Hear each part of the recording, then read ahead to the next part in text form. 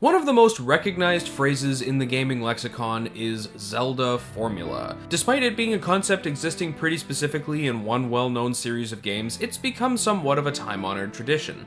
And I don't just mean constantly using the same names or character concepts, I'm talking about a grand adventure sweeping across a vast magical land of mystery and wonder. There are treasures to find, and peoples to meet, and evils to conquer, but the adventure at large is always punctuated by smaller, more focused bits of challenging game design. We know these as the dungeons, or as they are sometimes called, temples. This is quite possibly the most well-known aspect of the Zelda formula. The series is lauded for its dungeon design, and they are most often the topic of discussion amongst players of the series. Everybody's got their favorites, and people are always talking about the cool new ones in the latest installment of the series. The games themselves are memorable and loved by people all over the world, but its players always seem to have the greatest affection for the dungeons. They are almost always arranged the same way. We begin the game making our way through 3 smaller dungeons as part of the initial story thread, then we move on to the bigger, more elaborate or difficult temples, taking the story in its final direction. There are exceptions to this rule, but even if they are ordered differently, the structure of the dungeons themselves are almost always the same. We unlock doors to progress, we find a new weapon to use on the rest of our quest, we locate a map, compass, and boss key, then we fight the boss, whereafter we witness the next story beat and head off to the next one. Easy peasy, right? But today, on this second installment of Magic Moments, I want to zero in on a moment of the series when it wasn't so easy peasy. A shocking bit of the adventure that was violently upended and winds up becoming one of the most memorable in my mind. I am of course talking about the quest to find Nehru's Pearl in The Legend of Zelda: The Wind Waker. The moment ostensibly begins when we finish up our trek through the Forbidden Forest and set out from Forest Haven in search of Nehru's Pearl, the last of the magical items we need to unlock the Tower of the Gods. Everything is starting out like we expect it to. We are headed towards the 3rd temple of the opening trio of this Zelda game. We can expect a brief preamble, followed by a dungeon to complete, then we get our 3rd piece of whatever, and then we can move on to the big kid temples. This is important, specifically for the experienced Zelda players in the gaming audience, because it fits perfectly with what we're already expecting. We've done this before, and we'll do it again. For the 3rd time this game, we set sail and we begin our journey towards the next dungeon to conquer. Although it did happen to be raining for a lot of my initial journey, which is a little different but not important. And eventually we can start to see our destination on the great blue horizon. Upon first up-close glance, it's not hard to see that something's amiss, and the King of Red Lions is quick to point out that the place looks a little more wrecked up than the last time he was here. He concludes that Ganon's destructive powers have beaten us to the punch and straight up annihilated the home of Nehru's Pearl and its guardian spirit, Jabun. In short, we are too late. For the first time in the rich history of Zelda games, a temple that houses our next story beat has been wiped off the map, and it's because we weren't fast enough. We failed to make it there just in time to stop the bad guy. This, I think, is an important moment in Wind Waker because it introduces a new emotion or feeling into the normal Zelda progression that we all know and love. In pretty much all the temple preambles we've seen over the years, the feeling leading up to the entrance of the dungeon itself is pretty consistently whoa! Something big, awe-inspiring, possibly kind of creepy, and we have to steel our resolve and venture unflinchingly forwards into it. But here at Great Fish Isle, that whoa has been turned into a no, which I'm not sure is something I've ever experienced in a Zelda game before. Sure, there are moments of desperation and panic towards the climaxes of the game or the story asides we come across, but the stakes have been raised here, and there isn't a clear answer as to how we're going to solve this problem. Back in the moment, a serious storm moves in and starts to kick up a royal rhubarb all around us. Quill, the postman, or postbird? Comes racing by to tell us that we are, in fact, not the only ones seeking Nehru's Pearl this night. The pirate crew from earlier in the game is in fact after the very same treasure we are. Quill admits that he, without thinking, revealed to them that Jabun did manage to escape the destruction of Great Fish Isle and where he escaped to. Jabun has sealed himself behind a huge stone barrier, and the pirates are already one step towards tearing it down. They have landed at Windfall Island to get the supplies they need. What was supposed to be another sojourn through another one of Nintendo's premier dungeons has quickly turned into a mad dash across the storm-addled waters of the Great Ocean to track down a pirate ship. And it is here that the tension starts to build. Our familiar ground has been taken away from us. There's no temple or dungeon anymore. There is only this race against time. The music shifts into a minor key, and all of the shadows of life and curio that are commonplace in the Great Ocean are secondary in our minds. The driving rain is harsh, but no deterrent to us on our quest to chase down a pirate ship. I'll say it again, we're chasing down a pirate ship. Something I never even knew I needed in my Zelda games until Wind Waker made it possible. A quiet and empty Windfall Island awaits us. The town seems lifeless. The shops are closed, standing silent against the relentless rain. This will later become nothing new to us, as Windfall at night is generally pretty similar. However, this is the first time we have returned to the town since we first arrived there some time ago. The contrast between our two visits implies a notable transformation in our absence, and the looming presence of the pirate ship makes it all so ominous. The people, holed up in their buildings, talk idly about the horrid weather and lament the need to stay indoors, and eventually we hear whispers of the pirates having headed to the bomb shop soon after landing. Our next destination is decided, and through a need to remain undiscovered and as a response to the claim that the bomb shop is in fact closed, we must resort to some pretty sneaky infiltration. Scaling the back wall of the shop and crawling through a hole in the roof, we find the pirates holding the bomb shop keeper hostage while they liberate the ammunition they need. After eavesdropping for a while, we come by the password to get into the lower docks of their ship, where their payload is being held, and off we go to do some burglaring. This is a great way to reintroduce the pirates, and especially Tetra, as she does remain important throughout the rest of the context of the story. Their involvement in this event is handled beautifully, because it sets them up as their own character with their own motivations and goals, outside of just being there for the protagonist when we need them.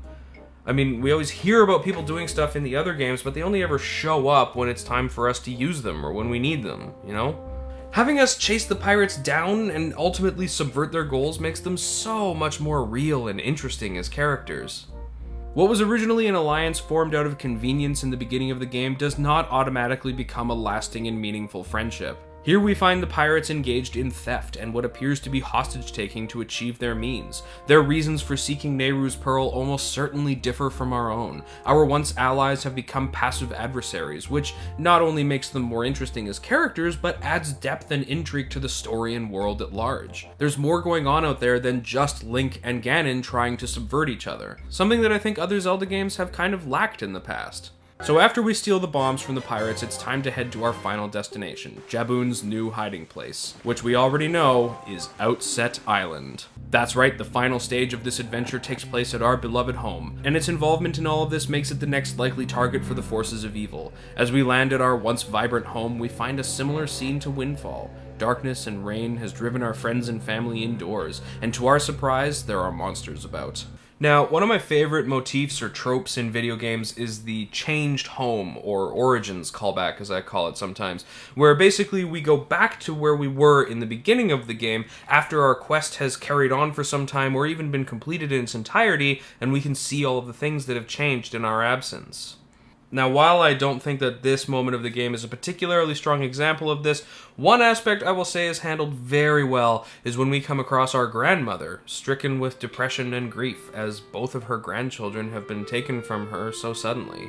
It's a really powerful moment that inspires some reflection on just how it is that we got here. Of course, we have been off on an exciting adventure, but it's easy to forget that the beginnings of this story are pretty dark, and that we are out and about in the first place because one of our own was abducted, taken from us without warning. Our own sister was kidnapped, and we left that very same day. How could our only remaining family not be driven into depression by recent events? It's a moment with some real weight to it, not the kind of thing you normally see in a Zelda game. After we have seen our home in its new state, we find ourselves completing our journey with a kind of boss fight surrogate. When we approach Jaboon's giant stone barrier, we are enveloped by a massive whirlpool, and we have only moments to break down the barrier before we are swallowed into the depths of the sea. If we are successful, we enter the cave, and finally we meet with Jaboon. He gives us Nehru's Pearl with his blessing, and our adventure continues. And that's the moment in pretty much its entirety. It's a long moment, to be sure. I clocked it at about an hour and 15 minutes with, minimal stopping to smell the roses during all of the sailing. And even if it's not as physically or mentally demanding as some of the other dungeons in this game, it certainly functions like one. It's about the same length of play as Dragon Roost Cavern or the Forbidden Forest. There's a new piece of equipment to add to our arsenal, and there's a pretty obvious, if rather tame, boss fight analog. So, gets the job done. But if I'm honest, I'm not really sure the way the whole affair plays out is particularly strong in the narrative pacing or construction department. Of the several missteps I see in the progression of this whole thing, I think most of them stem from the periodic narrations and explanations from the King of Red Lions, such as when he assures us that the perceived time limit on our mad dash across the sea is just an illusion, and that we really don't have anything to worry about. Also not a fan of a detail I kinda left out, wherein Quill the Postbird tells us out of hand that Jabun escaped to Outset Island, only for the progression of the quest to then turn us around and send us to Windfall Island. Just reversing the progression and having the Outset reveal come from, say, spying on the pirates would have made this a much more effective bit of storytelling. Also, I think that there could have stood to be more enemies waiting for us on Outset Island, or perhaps a specific challenge that needed to be completed leading up to the stone barrier when we get there. The dire situation the game would have us perceive kind of loses its power when we find that the dark state of our hometown is dictated by a handful of chews and a whirlpool out back. But aside from these drawbacks, I really do like the precedent that this moment sets up for the rest of the game, and even the rest of the series. It implies a note of finality regarding Ganon's influence, and changes the tone for the rest of the temples or dungeons in this game. Dragonroost Cavern and Forbidden Forest are pretty much what you'd expect.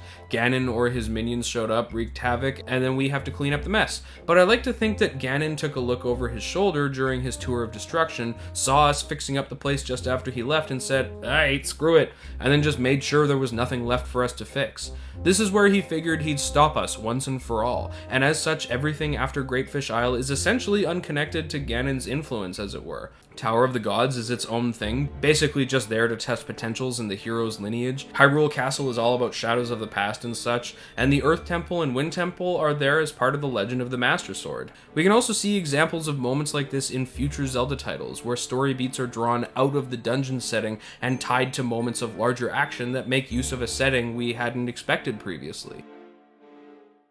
Now, I realize that my love of this moment comes out of a place of stagnation, as most of the other cool moments in this series are retreads of what we've already seen or experiences we've already had. That's not to say the series is bad, it's just that this moment becomes particularly interesting because Zelda games so obviously continue to be Zelda games.